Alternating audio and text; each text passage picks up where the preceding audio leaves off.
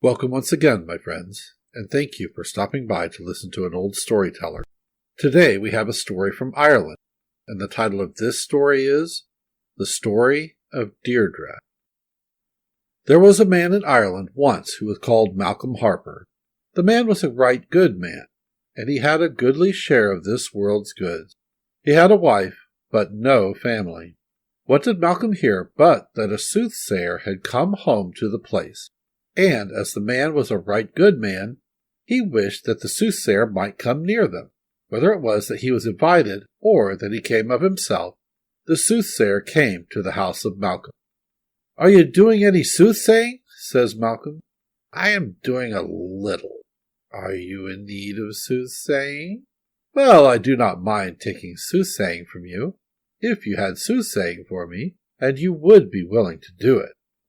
"Well, I will do soothsaying for you. What kind of soothsaying do you want?" "Well, the soothsaying I wanted was that you would tell me my lot, or what will happen to me, if you can give me knowledge of it." "Well, I am going out, and when I return, I will tell you." And the soothsayer went forth out of the house, and he was not long outside when he returned.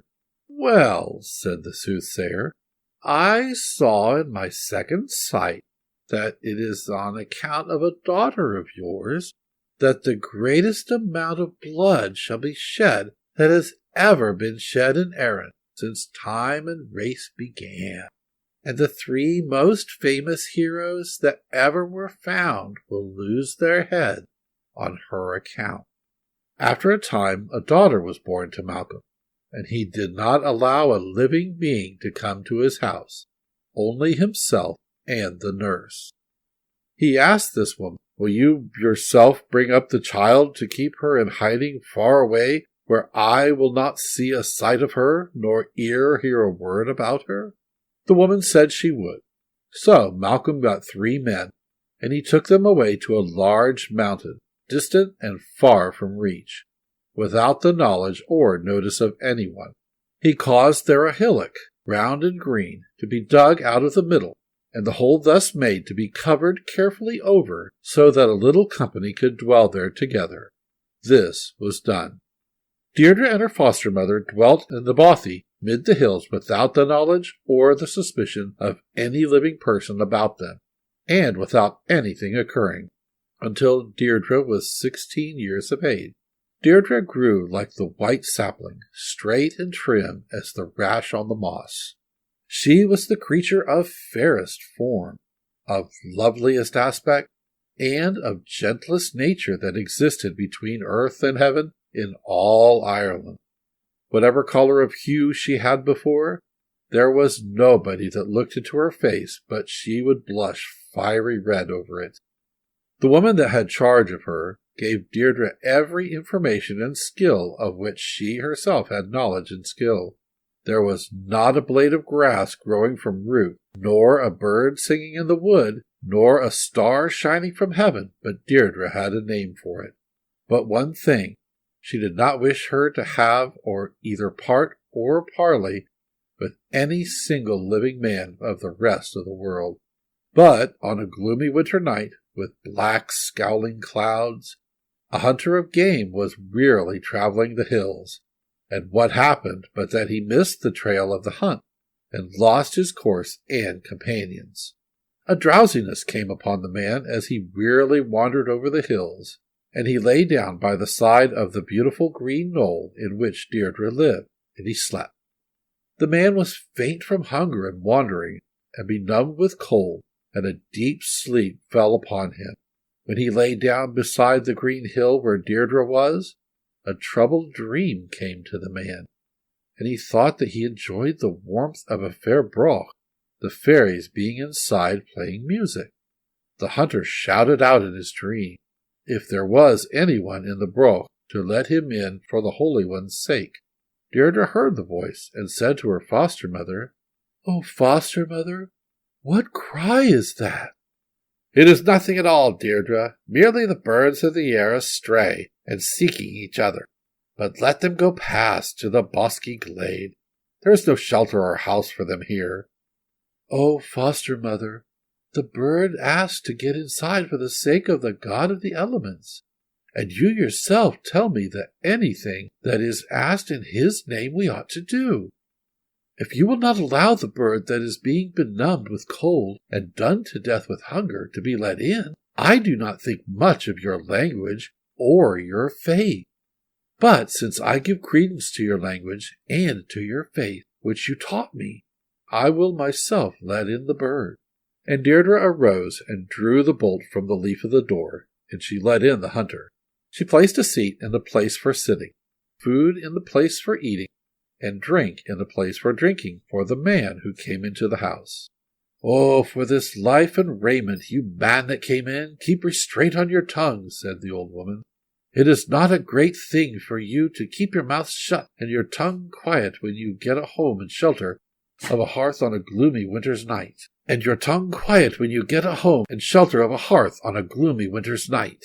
"Well," said the hunter, "I may do that, keep my mouth shut and my tongue quiet, since I came to the house and received hospitality from you. But by the hand of thy father and grandfather, and by your own 2 hands, if some other of the people of the world saw this beautiful creature you have here hid away, they would not long leave her with you, I swear." "What men are those you refer to?" said Deirdre. "Well, I will tell you, young woman," said the hunter. "They are Neois, son of Uisnech, and Allen and Arden, his 2 brothers. "What like are these men when seen, if we were to see them?" said Deirdre. "Why, the aspect and form of the men when seen are these," said the hunter. "They have the colour of the raven on their hair, their skin like swan on the wave in whiteness, and their cheeks as the blood of the brindled red calf, and their speed and their leap are those of the salmon of the torrent, and the deer of the grey mountain-side, and Neois is head and shoulders over the rest of the people of Erin." "However they are," said the nurse, "be you off from here and take another road. And King of Light and Sun, in good sooth and certainty, little are my thanks for yourself or for her that let you in." The hunter went away and went straight to the palace of King Conachar. He sent word in to the king that he wished to speak to him if he pleased. The king answered the message and came out to speak to the man. "What is the reason for your journey?" said the king to the hunter. "I have only to tell you, O king," said the hunter, "that I saw the fairest creature that ever was born in Erin, and I came to tell you of it."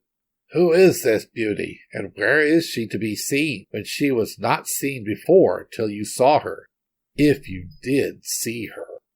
"Well, I did see her," said the hunter, "but if I did, no man else can see her unless he gets directions from me as to where she is dwelling." "And you will direct me to where she dwells? And the reward for your directing me will be as good as the reward of your message," said the king. "Well, I will direct you, O king, although it is likely that this will not be what they want," said the hunter. Conachar, king of Ulster, sent for his nearest kinsmen, and he told them of his intent. Though early rose the song of the birds mid the rocky caves and the music of the birds in the grove, earlier than that did Conachar, king of Ulster, arise, with his little troop of dear friends, in the delightful twilight of the fresh and gentle May. The dew was heavy on each bush and flower and stem as they went to bring Deirdre forth from the green knoll where she stayed. Many a youth was there who had a lithe leaping and lissom step when they started, whose step was faint, failing, and faltering when they reached the bothy, on account of the length of the way and the roughness of the road. "Yonder now, down in the bottom of the glen, is the bothy where the woman dwells, but I will not go nearer than this to the old woman," said the hunter. Conachar with his band of kinsfolk went down to the green knoll where Deirdre dwelt, and he knocked at the door of the bothy.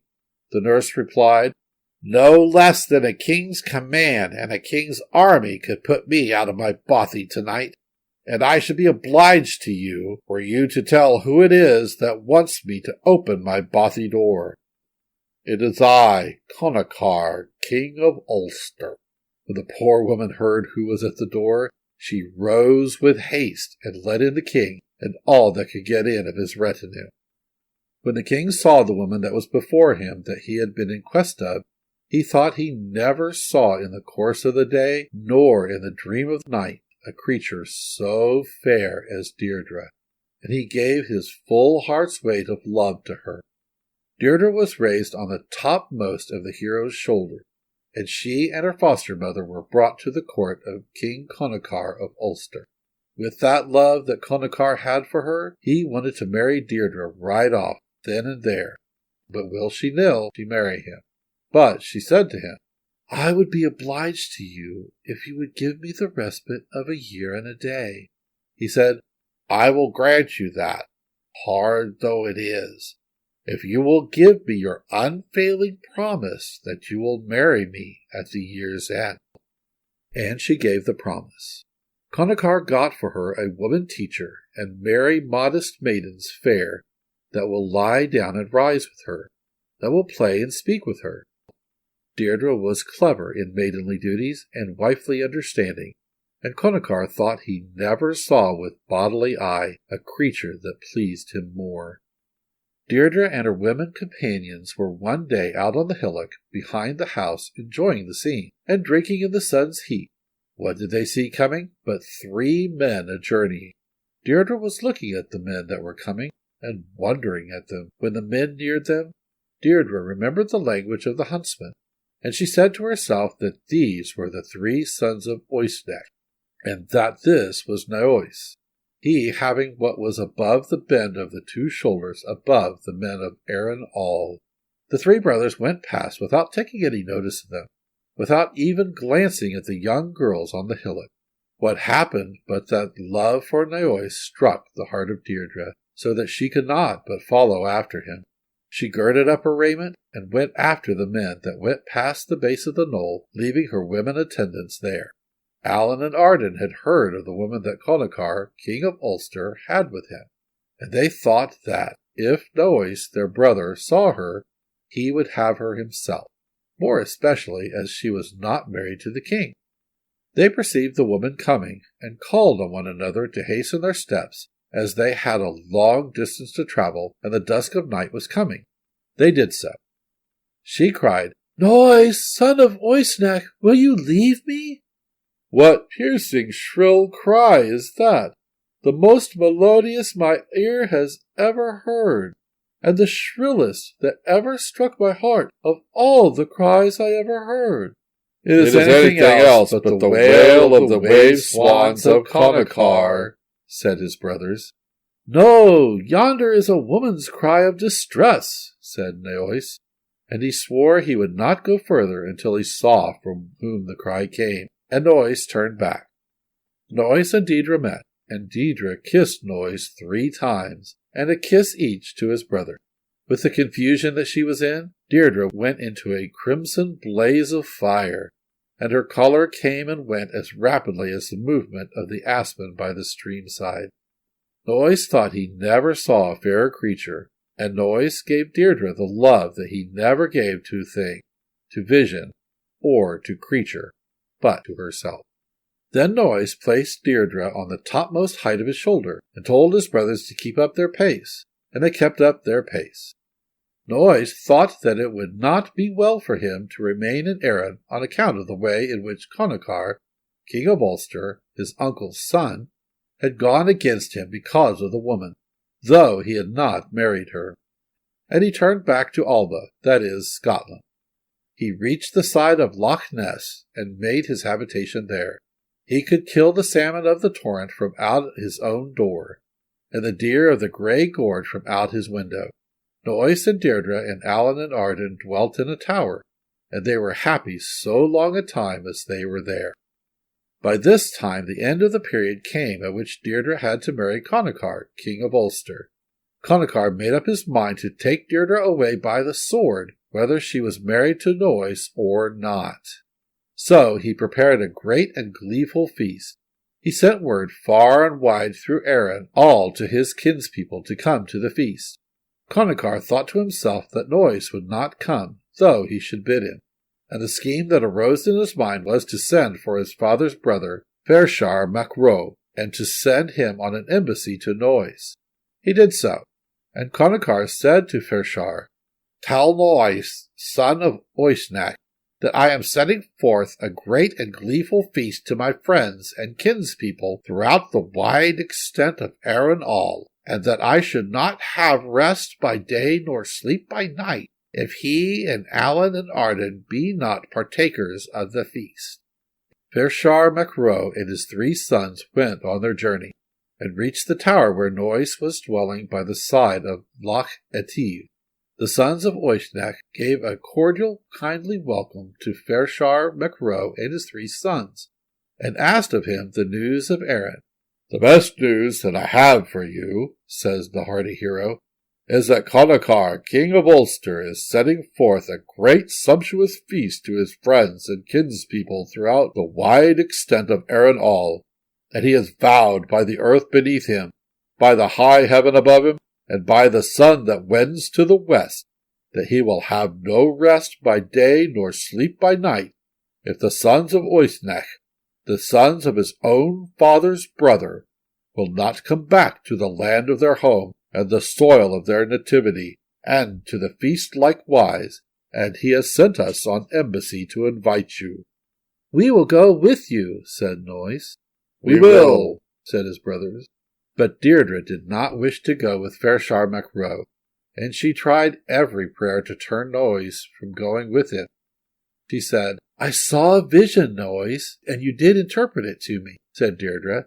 Then she sang, "O Nois, son of Uisnech, hear what was shown in a dream to me.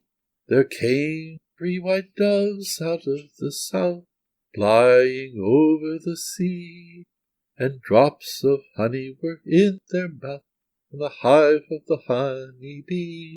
O Nois, son of Uisnech, hear what was shown in a dream to me.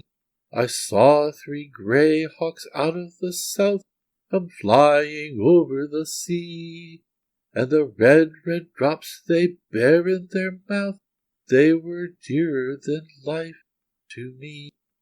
Said Nois, "It is naught but the fear of woman's heart and a dream of the night, Deirdre. The day that Connachar sent the invitation to his feast would be unlucky for us if we didn't go, O Deirdre." "You will go there," said Fershar Macro, "and if Connachar shows kindness to you, show ye kindness to him. And if he will display wrath towards you, display ye wrath towards him. And I and my 3 sons will be with you." "We will," said Daring Drop. "We will," said hardy Holly. "We will," said Fiolin the Fair. "I have 3 sons, and they are 3 heroes, and in any harm or danger that may befall you, they will be with you, and I myself will be along with them."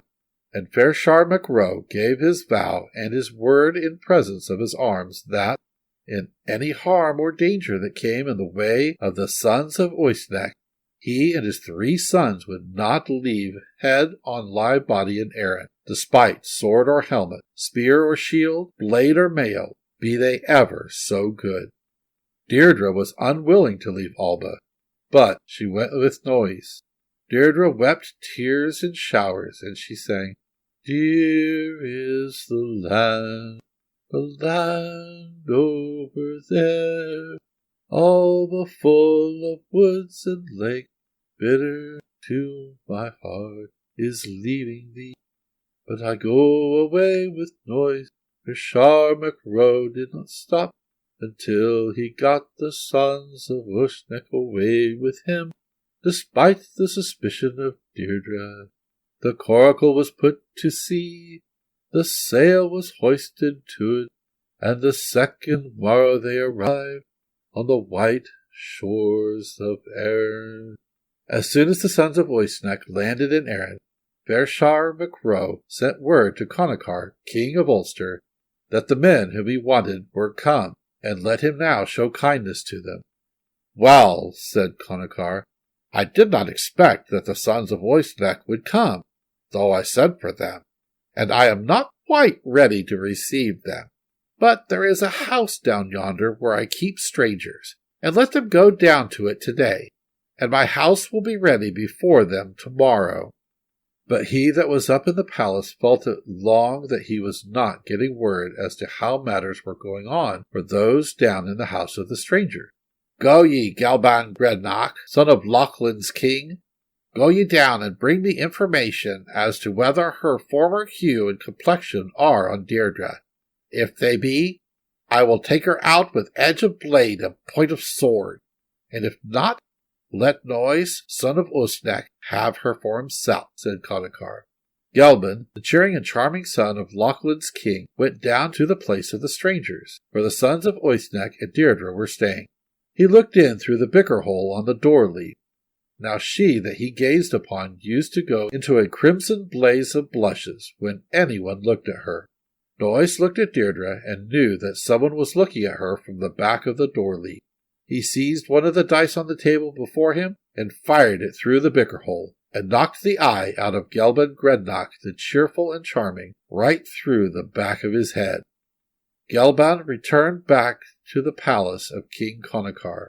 You were cheerful, charming going away, but you are cheerless, charmless returning. What has happened to you, Gelban? But have you seen her, and are Deirdre's hues and complexion as before? Said Connachar. Well, I have seen Deirdre, and I saw her also truly, and while I was looking at her through the bicker hole on the door, Dwar, son of Oisneck, knocked out my eye with one of the dice in his hand. But of a truth and verity, although he put out even my eye, it were my desire still to remain looking at her with the other eye, were it not for the hurry you told me to be in, said Gelban. It is true, said Connachar. Let 300 brave heroes go down to the abode of the strangers, and let them bring hither to me Deirdre, and kill the rest. Connachar ordered 300 active heroes to go down to the abode of the strangers, and to take Deirdre up with them and kill the rest. The pursuit is coming, said Deirdre. Yes, but I will myself go out and stop the pursuit, said Noise. It is not for you, but we that will go, said Daring Drop, Hardy Holly, and Fiallan the Fair. It is to us that our father entrusted your defence from harm and danger when he himself left for home. And the gallant youths, full noble, full manly, full handsome, with beauteous brown locks, went forth girt with battle arms, fit for fierce fight, and clothed with combat dress for fierce contest fit, which was burnished, bright, brilliant, bladed, blazing, on which were many pictures of beasts and birds and creeping things, lion and lithe-limbed tigers, brown eagle and harrying hawk, and adder fierce. And the young heroes laid low 3/3 of the company. Connachar came out in haste and cried with wrath, Who is there on the floor of fight, slaughtering my men? We, the 3 sons of Fershar MacRoe. Well, said the king, I will give a free bridge to your father, and a free bridge each to you 3 brothers, if you come over to my side tonight. Well, Connachar, we will not accept that offer from you, nor thank you for it. Greater by far do we prefer to go home to our father and tell the deeds of heroism we have done, than accept anything on these terms from you.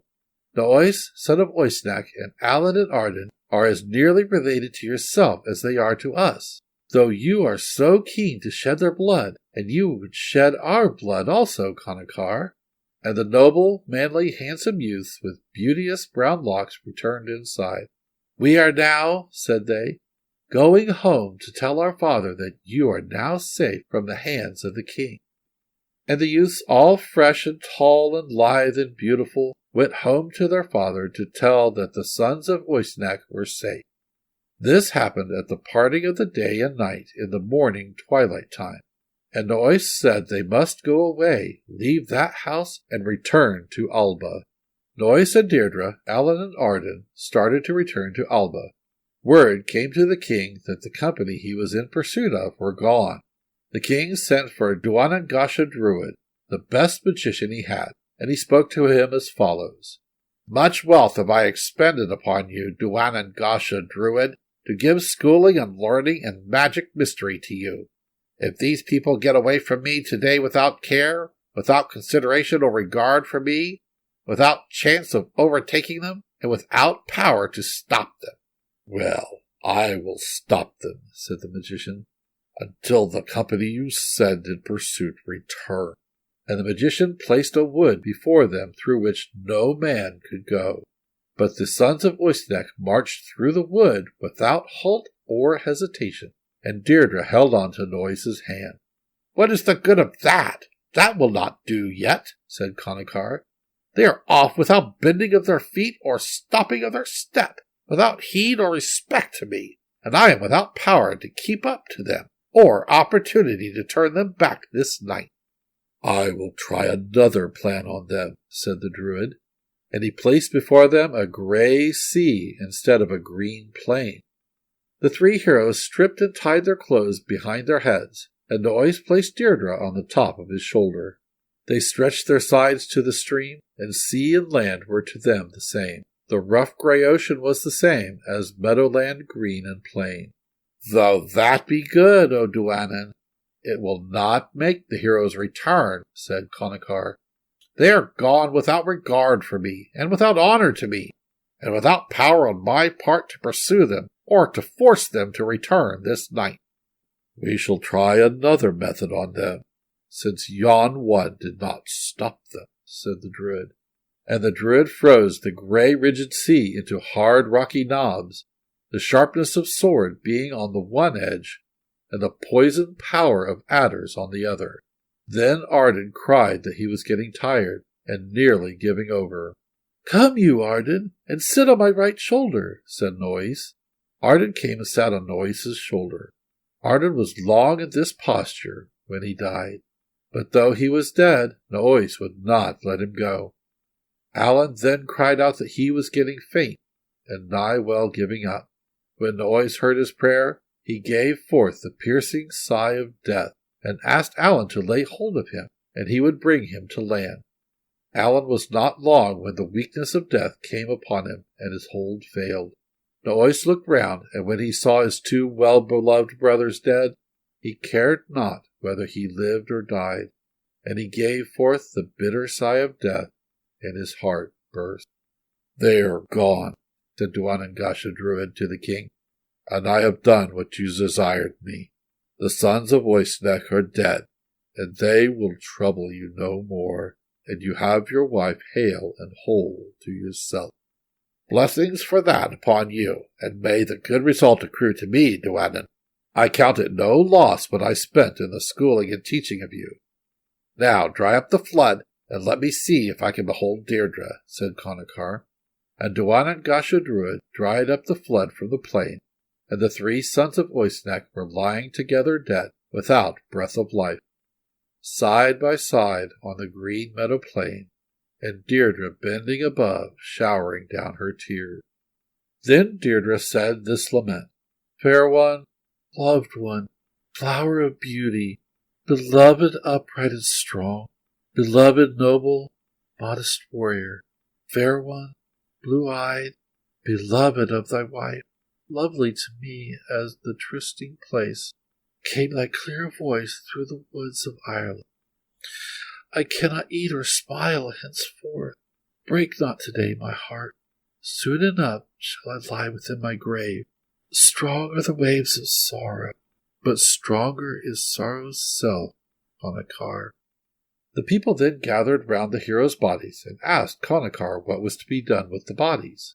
The order that he gave was that they should dig a pit and put the three brothers in it side by side. Deirdre kept sitting on the brink of the grave, constantly asking the gravediggers to dig the pit wide and free. When the bodies of the brothers were put in the grave, Deirdre said, Come over hither, Noise, my love. Let Arden close to Alan lie. If the dead have any sense to feel, ye would have made a place for Deirdre. The men did as she told them. She jumped into the grave and lay down by Noise, and she was dead by his side. The king ordered the body to be raised out of the grave and to be buried on the other side of the loch. It was done as the king bade, and the pit closed. Thereupon a fir shoot grew out of the grave of Deirdre, and a fir shoot from the grave of Noise, and the two shoots united in a knot above the loch.